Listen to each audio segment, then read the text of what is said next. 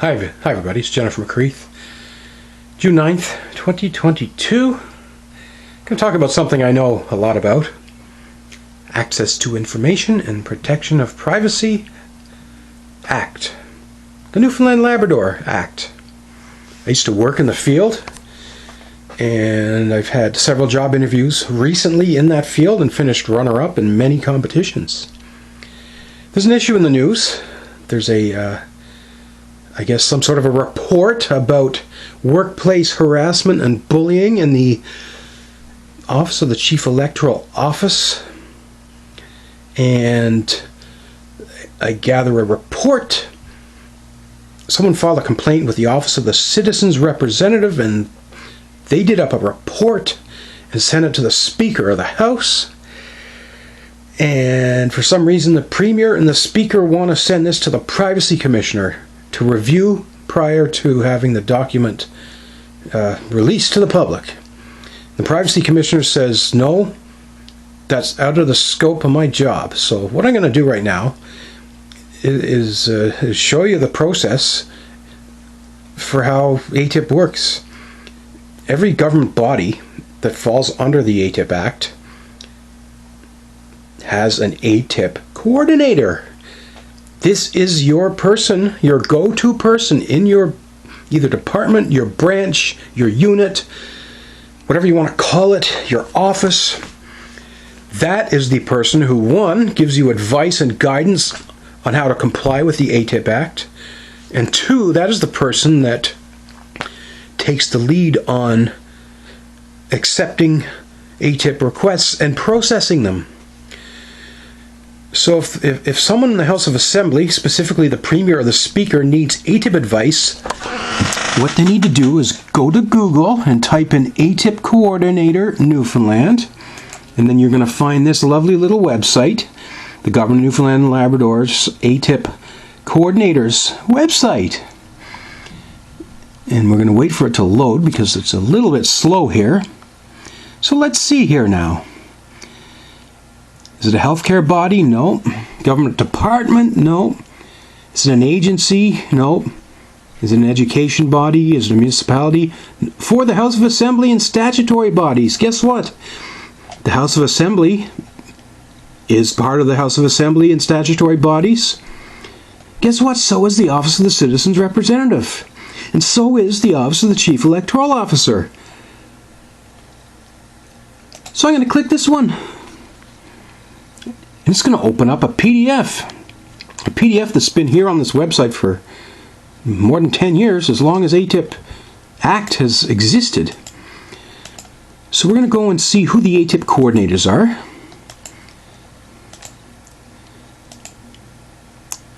Alright, so the House of Assembly has an ATIP coordinator named Don Hines. His phone number's right there. You'll also take note that the Office of the Citizens Representative also has an ATIP coordinator named Sharon Sampson. And the Chief Electoral Officer also has an ATIP coordinator. His name is Chris Foley. So if you're the Premier, this is where you're working, House of Assembly. So if you have questions about whether or not to release a document, you don't take it to the Privacy Commissioner. No. You take it to Don Hines. Don Hines. Let me tell you a little bit about Don Hines. I've met the guy. I've worked with the guy. He's very capable and talented when it comes to access to information, protection of privacy. His name has been on this document for 13 years. He's been doing ATIP work for more than 13 years. And he really had to earn that job because he was in a job competition for that job. And guess who he beat in that competition? Guess who finished number 2? I don't know who all the runner-ups were, but I can definitely tell you who the second place person was. You know that girl that's always tweeting about finishing in second place? Yeah, that one. That transgender person, Jennifer McCreath. Well, guess who finished second in that competition? It was me. But you know what, Don? deserved the job because he actually was doing the job in a temporary capacity. And when they made the position permanent, they had to run it as a competition. Outsiders like myself had an opportunity to compete, but defeating someone who's already there doing the job is very difficult. And I have no problem losing to Don Hines in that competition. Partially because before I had that job interview, I actually worked somewhere else in government. And I was doing, guess what, ATIP work. As some of you may know, I used to work for the Office of the Chief Information Officer, doing ATIP work. And guess what? The Office of the Chief Information Officer and the House of Assembly, they work together sometimes. And guess what they work together on? Access to information and protection of privacy. So once upon a time, someone from the OCIO met with the ATIP coordinator of the HOA. And that would be Jennifer McCreath and Don Hines. We sat down. I can't even remember what we were working on, but it was privacy-related work that involved both of our offices. I got to know Don, and yeah, Don he's a great guy, and he knows his profession well. I have to question, I mean, the Premier and the Speaker can't be that stupid to not know that Don Hines is the person you should be going to review this report. He's been doing it for 13 years. He takes ATIP requests, he reviews them, he finds the actual information. If it exists, then he reviews it, and he decides what part to release and what part to redact. Are you afraid of what Don's going to tell you? Is that why you tried to skip over this guy? Is that why you tried to sneak it into the Privacy Commissioner, knowing that he's probably going to say, that's not my job, and just blow it up in the media and all this sort of crap? This report, it's taken up a lot of the news lately. It's very controversial because it involves workplace harassment, not only by the Office of the Chief Electoral Officer, but the Chief himself, Bruce Chalk, who also happens to be the Commission of Legislative Standards. So if you have a complaint to file against Bruce Chalk, you file the complaint against Bruce Chalk with Bruce Chalk, and that appears to be a conflict of interest. No wonder somebody went to the Office of the Citizens Representative and says, something's not right here, we're having problems. The problem solvers aren't solving the problems, we want you to take a look at it. And that's what the Citizens Representative Office is there for. Google them, Office of the Citizens Representative. If you have a complaint against government, go to these people, they'll take a look at it. And they obviously took a complaint from somebody about this, and they spit out this report.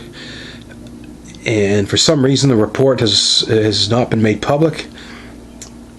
I would think at the very least the complainant should get a copy of it. The Premier and the Speaker seem to have copies of this, and now they're debating whether or not they should publicly release it. Well, use the system that you've put in place, or dismantle that system. Don Hines is getting paid good money to do privacy work. If you're not going to give him the paper to review, then why are you even paying this guy? Why is he on the payroll? Are you, like I said, is this fear? You afraid of what Don Hines might tell you? He might tell you to release the report. And then you're going to say, no, we don't want to do that. We don't want people to know what's going on behind the scenes. It just makes y'all look bad. Having said all that,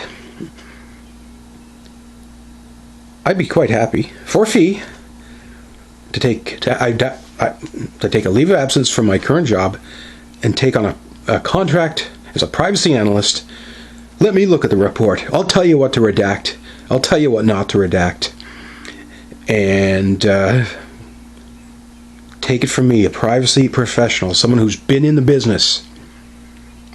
But yeah, ultimately, and now for all you people watching, if you want to get your hands on this report, you can ask. Doesn't mean you're going to get it, but you can ask for it. And you can do that by sending an email or a phone call. I think there's a form you have to fill out, but you could try contacting Don Hines yourself. You could try Shannon at the Citizens Representative. You could even ask Chris Foley of the Chief Electoral Office, gov.nl.ca/atip/files/info ATIPP Coordinators HOA. These people are all working and they're making good money to do privacy work. Privacy work that I guess I'm a runner-up to do. And but yeah, if there's anyone that can comment on what this type of work is all about and the process, it's me, because I've kept my nose in the industry for 15 years. One way or the other, this report is something I'd like to see, and if it doesn't come out by the end of the week, Jennifer McCreath, will be filing an ATIP request. So how do you like that, folks? Anyway, hope you enjoyed the video, and I guess in closing, this Privacy Commissioner, Michael Harvey, let's talk a little bit about him and his office.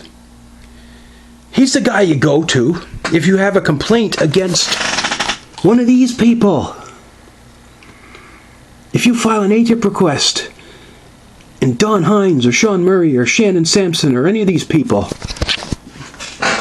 give you back something that you don't like, then you can go and complain against them to the Privacy Commissioner. That's why the Privacy Commissioner is there, to accept complaints against government privacy officials.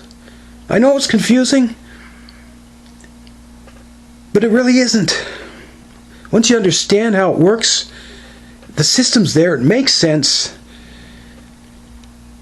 It's not just here in Newfoundland, it's in every province. Many countries have privacy legislation, and they've had it for a long time. And what we have here in Newfoundland is a system that's mature. It's based on the best practice of global standards. So use it properly, folks. And if there's something to hide about Mr. Chalk, then let's get it out there. If this guy is a problem, then we need to deal with that problem, right? Don't just shove it under the rug. Because if you don't, you're going to lose the next election, Mr. Fury. This will be on your political record. Scandals going on that you're trying to potentially cover up, it doesn't look good. Definitely doesn't look good. Anyway, there's your video, folks. Enjoy it.